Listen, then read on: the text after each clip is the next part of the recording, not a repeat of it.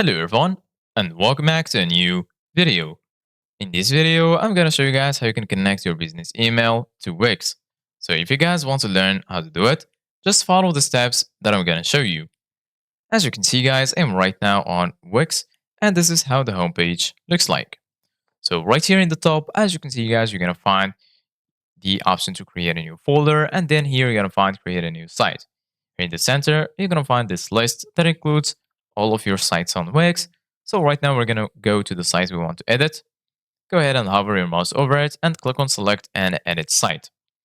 Once you do that, your dashboard will be loading, and then you're gonna be right here. Once you're here, go to the left, and then here you're gonna find all of these sections. And in the bottom, you're gonna find the option to edit your site.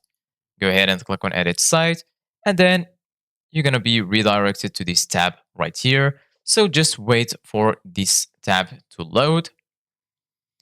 This is basically going to be the editor for your Wix site. So once the page has finished loading, this is how it will look like. And then here in the left, you're going to find all of these sections. Here, as you can see, guys, this is basically the tools that will help you to customize your site. Here you're going to find the option to add elements, add section, pages and menu, and so on. So we're going to click on add element. And then once you're here, as you can see, guys, you can add a text, add an image, button, strip, decorative, box, and so on. You can also use the search bar to search for the element that you want to add. So for example, I'm going to type email. So basically you can type anything right here. So right now I'm going to choose text.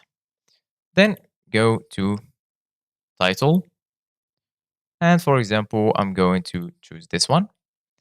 And then right here, you can type the text that you want. So for example, I'm going to add the email. So example at gmail.com. And then basically you can place your site wherever you want. And then in order to save your changes, go ahead and click on save here in the top, and then you're good to go. So this is it guys for today's video. Thank you guys for watching. See you guys in the next video.